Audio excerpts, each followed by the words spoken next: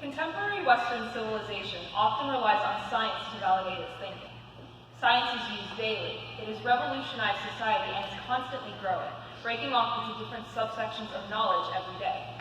Man has gained greater knowledge of the natural world, from the composition of invisible molecules to the infinity beyond the earth.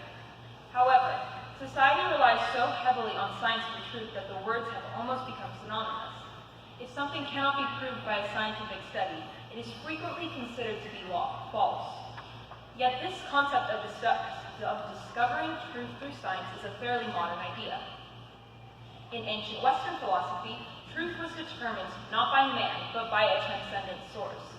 Man was rightly considered to be the highest material being, a steward over the earth. However, philosophical shifts, largely during the Enlightenment, led to truth becoming dependent on man's perception of reason, which caused a turn towards a mere subjective view of the world. The authority of the transcendent was disregarded because it was considered to be an unreliable source of truth. The state of man deteriorated as a relative view of good and evil replaced divine truth. This contributed to the modern theories of evolution and natural selection, which disregard the sanctity of our humanity in favor of a bestial view of mankind. Western civilization once viewed man as a transcendent being, yet much of modern society now sees man as a beast due to the degrading effects of the theory of evolution. This justifies the oppression of the so-called weaker man at the discretion of stronger men. In classical Western philosophy, truth was understood to be an objective standard which transcends the material world, distinguishing good from evil. The pursuit of divine truth can be hindered, however, by immorality. Immorality is anything which deviates from this objective standard and cripples the soul from reaching spiritual fulfillment and developing its faculty for good. It is this soul which distinguishes man as an exalted being within Western history. Plato and Aristotle considered man to be a superior life form, theorizing that he is ordained by a divine intelligence to have dominion over the beasts in the earth. These philosophers rightly believe that man is more than a physical body.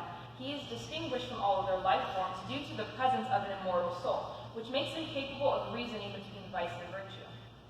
However, they considered the beasts and the plants of the earth to be without a soul. Therefore, these creatures do not have moral agency. Man's soul contains a fragment of divinity which gives him superior intelligence, allowing him to ascend beyond the material world into the transcendent realm. Man is able to use his intelligence to comprehend vice and virtue, which allows his soul to flourish and keeps him away from what would cripple him. According to Aristotle, everything is organized in a creational hierarchy, with man at the top. Man is able to distinguish right from wrong through repetition, instruction, discipline, and moderation in order to gain an upright character. It is through this self-discipline that man matures. There is not only a moral distinction between man and beast, but a physical distinction as well. Man was specially created by a transcendent cause, who formed both the physical body and the divine soul. There must be a cause in order to produce an effect. In this case, the effect produced is man and his soul. It is impossible for man to retain his humanity without the soul, for the soul gives the body purpose and distinguishes man from the rest of creation. Aristotle gives the example of a hand and its functions. As a hand without the ability for work is useless to man, man needs the soul in order to give purpose to his life, to his hand, his body, and his life. The distinction between man and beast is similar to the differences between the physical and eternal realm. Plato, having influenced Aristotle, writes that the physical world is finite, movable, impermanent, and subject to change. In contrast, the heavens are infinite, immovable, and eternal, just like the soul. Man's soul is intelligent, transcending his mortal body to the transcendent realm.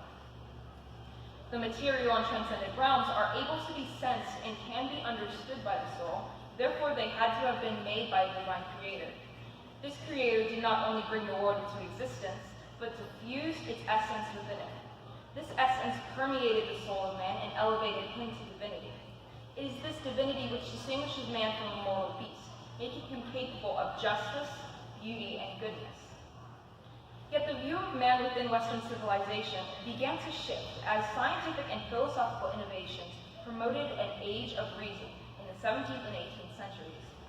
Reason was considered to be relative instead of being founded on an external The transcendent, because it can only be accessed through the incorporeal soul, began to be rejected in favor of the individual's perception. According to René Descartes, man begins to assert truth by establishing his perspective rather than relying on a transcendent standard. He believes man cannot rely on faith-based principles to find truth, but must establish it for himself through empirical fact. Descartes also states that man cannot rely on his senses, only on reason to find truth. The truth becomes clear by relying on man's perception of logic. According to René Descartes, the individual cannot accept anything to be true as true if it cannot be proved by tangible facts. Immanuel Kant, another philosopher of the Enlightenment, theorized that without the intuition, all things are indeterminate and unknowable. Nothing can be truly known through the human senses. Man can only understand the external nature of an object, not its true form. Kant claims man cannot know truth unless he uses his intuition to find it. It is this type of thinking that provokes society's reliance on the flawed logic of man rather than a transcendent standard of truth. Though he predates the Enlightenment, Thomas Hobbes influenced the shifts in philosophy during the 17th and 18th centuries. According to him, good and evil is not absolute, but relative to each individual. Hobbes writes, "Good and evil are names that signify our appetites and aversions, and these appetites and aversions may vary during different times within man's life." Not only this, but Hobbes believes that man pursues his personal desires over the greater good, and will conquer his fellow man for his own power. Man's capacity for virtue is no longer considered to be evidence of his divinity. Virtue begins to be defined by personal opinion rather than absolute truth. The philosophers of the Enlightenment therefore promoted a shift in society's view of man, turning away from an external and corporal truth and towards a subjective view of the cosmos. Man's divine authority and capacity for virtue was disregarded as good and evil begins to be defined by opinion.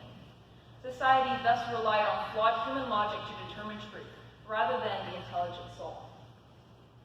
Truth is no longer an objective standard, but instead it depends on subjective logic and provable, factual evidence.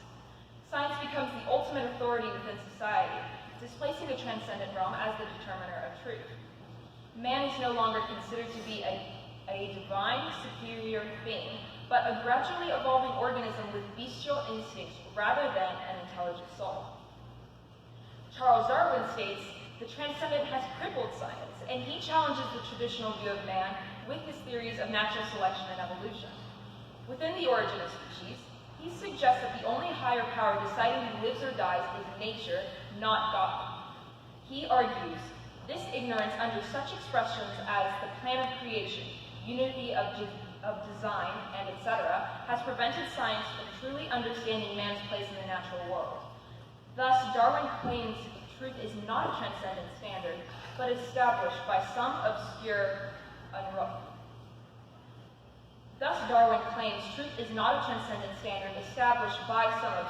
unreliable deity. Rather, he posits that it is mankind's duty to establish truth by using factual, provable evidence. According to Darwin, tangible evidence is needed to validate the theory of evolution. This evidence proves man's superiority better than divine ordinance. Darwin's theories reject the transcendent nature of man in favor of the materialism of science. These theories set the stage for the modern-day theory of evolution, which degrades our understanding of man even further, turning him into an animal. Douglas Palmer, a modern-day researcher of evolutionary biology, writes, "There have been three primary blocks to our developing understanding of ourselves. Firstly, the Judeo-Christian tradition and worldview. Secondly, our perception of human diversity. And thirdly, our relationships with our closest living family members, the higher apes, and especially the chimpanzees." Palmer believes this idea of man's divinity creates a superiority complex, which contributes to the belittling of other races. He sees divine ordinance as a justification for segregation and enslavement. Thus, it is easier to call man an animal than to address the real problem behind the abuse of power, man's inherent immorality. If the transcendent realm does not exist, then man is not a divine being with an intelligent soul. If he does not have an intelligent soul, then he has no capacity for virtue.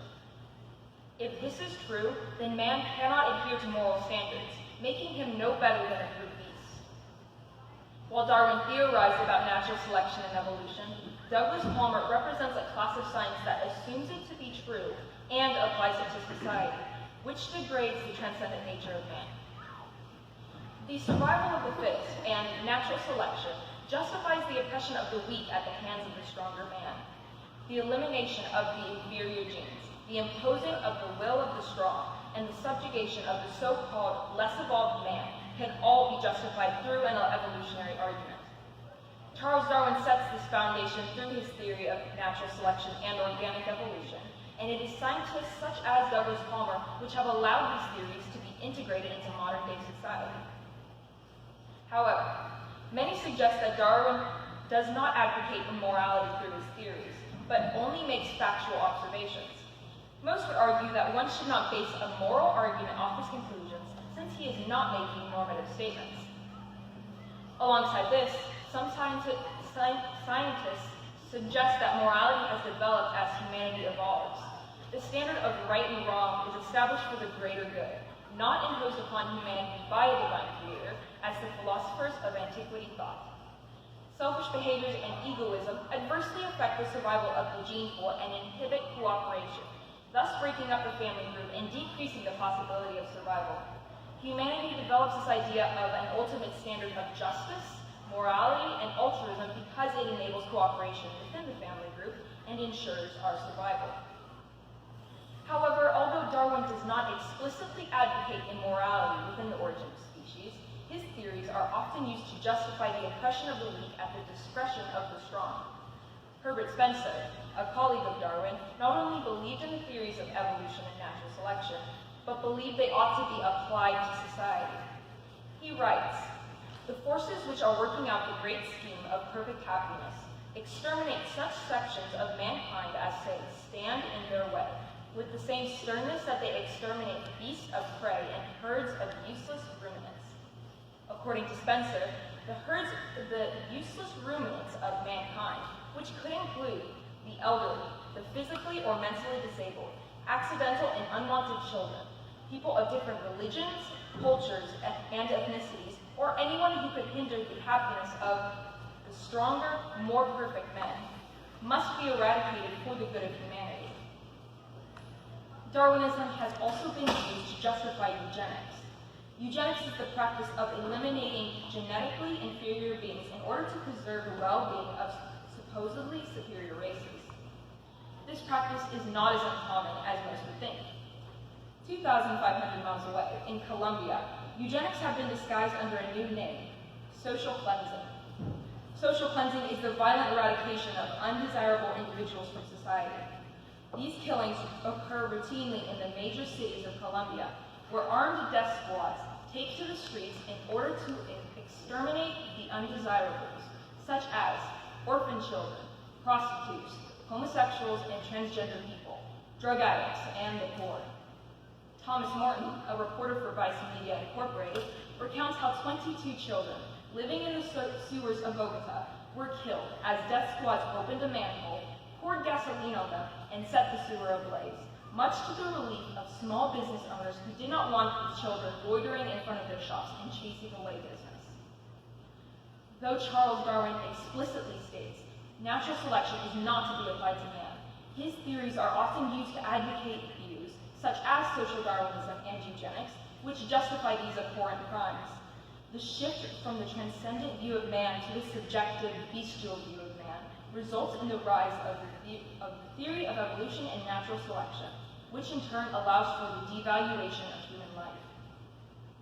Therefore, we must reject the social implications of the theory of evolution and natural selection, returning to the classical Western view of humanity in order to restore man's dignity as a transcendent being. The theories of evolution and natural selection, as I have argued, are often used to justify horrible crimes within society. Eugenics and social Darwinism are two such crimes. These philosophies disregard man's transcendent nature and selectively degrade the so-called lesser man. We, as divine beings with moral agency, must not tolerate the degradation of our fellow man, regardless of our ethnic, political, and social differences. It is only by recognizing the sanctity of human life and acknowledging that man is divine that we are able to elevate ourselves beyond our carnal desires and impulses. Western civilization has been transformed by how we view humanity. Ancient philosophy considered man to be the highest material being, containing within him a sacred piece of divinity which distinguished him from the brute beast. However, Western society began to shift towards a subjective worldview during the Enlightenment, relying on fact as determined by man to dictate truth rather than an external transcendent source of truth. This contributes to the modern theories of evolution and natural selection, which, in order to explain the origin of man through materialistic means, degrade man into an animal. Thus, man's transcendent nature is disregarded, on one hand turning us into beasts, on the other providing an excuse for our immoral behavior. We cannot allow humanity to be degraded in this way. Rather, we must reject the theories of evolution and natural selection, so man's status as a divine being may be restored.